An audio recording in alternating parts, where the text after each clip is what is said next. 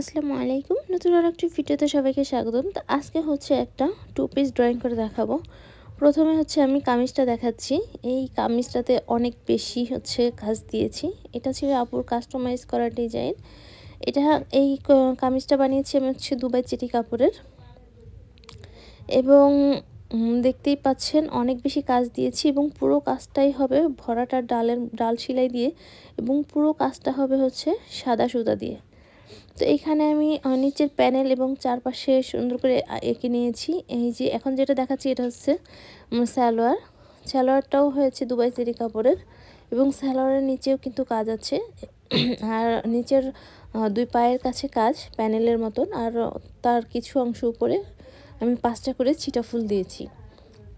মানে যতখানি পর্যন্ত সালোয়ার দেখা যাবে ততখানি পর্যন্ত আমি কাজ দিয়েছি। আর কামিজের কাজটা বুকের অংশে একটু বেশি, মানে পুরো কামিজটাতেই অনেক বেশি কাজ। তো আমি হচ্ছে দেখিয়ে দিচ্ছি আমি কিভাবে হচ্ছে এই টু পিসটা হচ্ছে ড্রয়িং করলাম।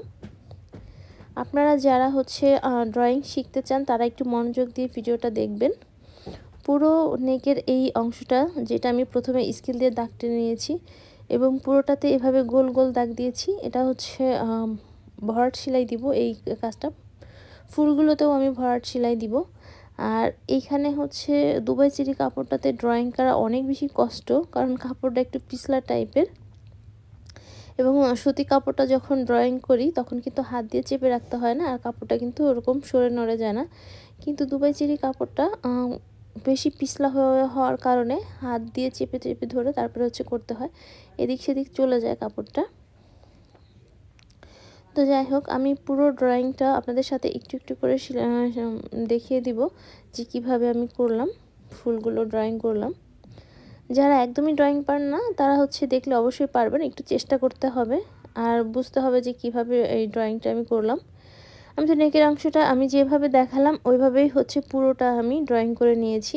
একটা ফুল বা একটা পাতা দেখলেই কিন্তু বোঝা যায় পুরোটা কিভাবে করেছি।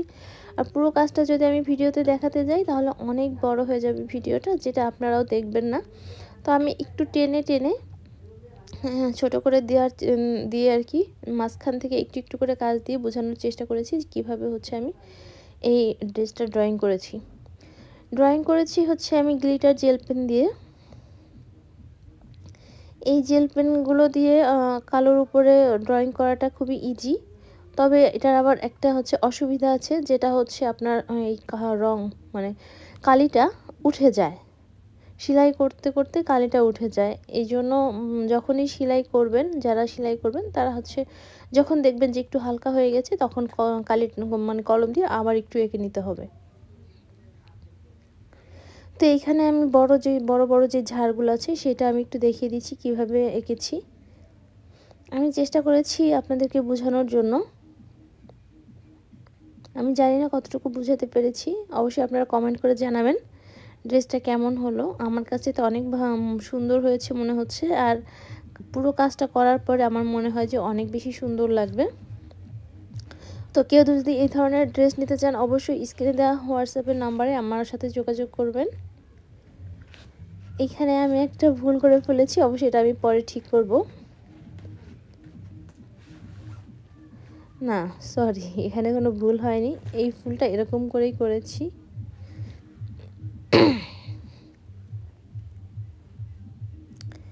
তো আপনারা যারা সেলাই কাজ পারেন কিন্তু ড্রয়িং পারেন না, তারা কিন্তু চাইলে আমার কাছ থেকে ড্রয়িং করে নিতে পারেন।